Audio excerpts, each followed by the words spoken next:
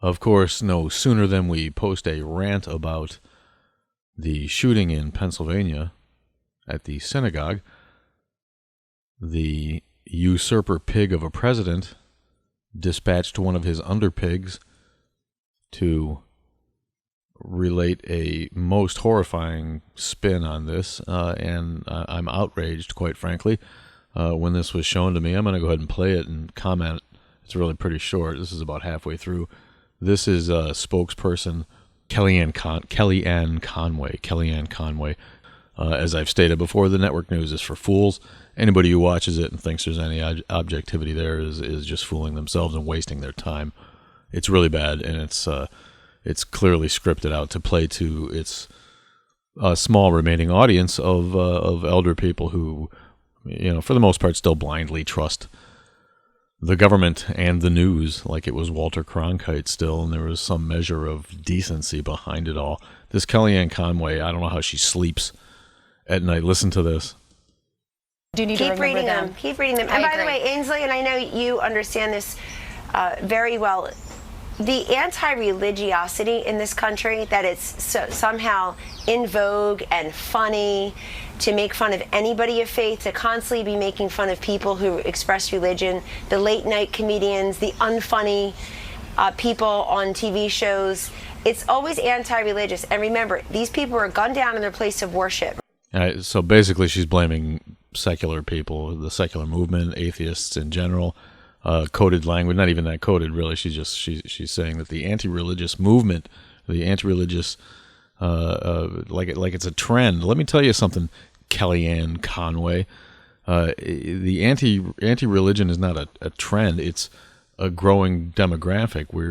I received mail from a humanist organization today, and they say it's about 30% non-religious people in the country now. So this is not a trend. This is not a trend. This is not a fancy of late. This is the reality of life in America. The religious are going away, and the non-religious are growing as a demographic. And the other bit about not making fun of religion, well, that's nothing new either. This, making fun, people are going to make fun of religion because religion is silly. People believe unbelievable things. People do unbelievable things because of their belief in those unbelievable things, and it is inherently silly, and it is always going to be made fun of. The idea that it is sacrosanct, that somehow it's bad to make fun of what is eminently disturbing on multiple levels in our society is what's gotten us down this track, and nothing is above being ridiculed, especially the ridiculous. These people were gunned down in their place of worship, right, as were the people in South Carolina several years ago. And they were there because they're people of faith, and it's that faith that needs to bring us together. This is no time to be driving God out of the public square, no time to be making fun of people. That's right. Again, this catchphrase, driving God out of the public square, as if a God could be driven out of anywhere. It's silly. They're basically tacitly admitting that we have all the control we need over God, because of course we do. We made him up, and we can make him go away, and he will go away sooner or later on his own. But meantime, it's not secular people's fault that a sociopath took arms up against a Jewish synagogue and murdered Jewish people. He said to the cop, "I only want to kill Jews." This is anti-Semitism. This is hate that has been engendered in this country since its founding, and is now being promoted by a protectionist, jingoistic, egotistic, ridiculous cartoon fool of a president. For him to spin this as part of the anti-religious movement that's sweeping the country is cowardice. It is disingenuous.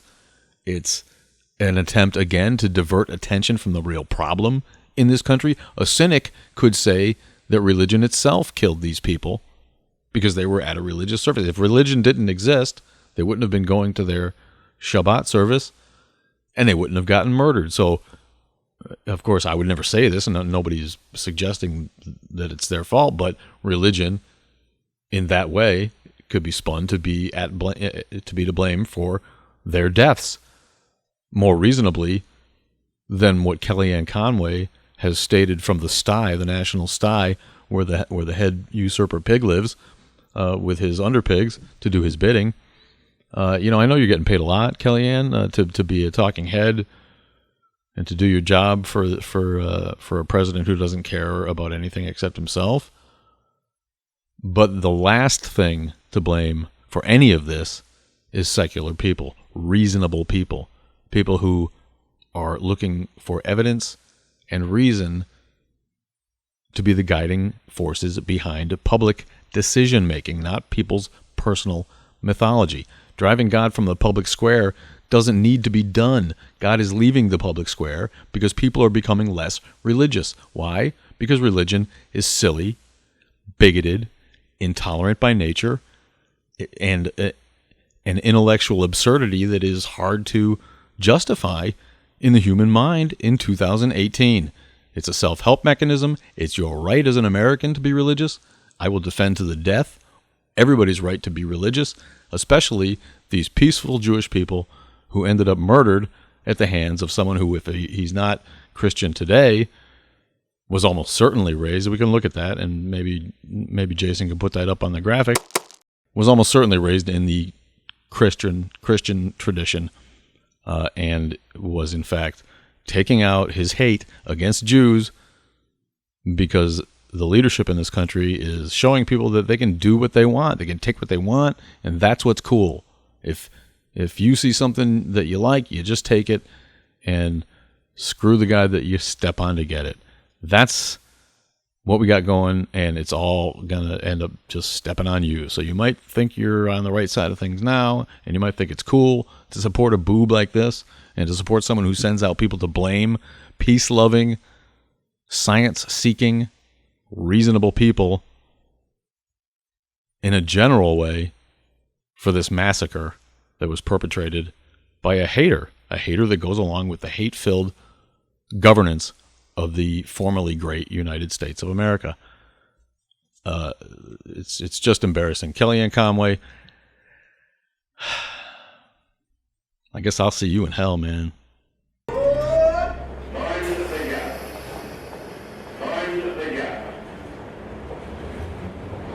Welcome to the underground.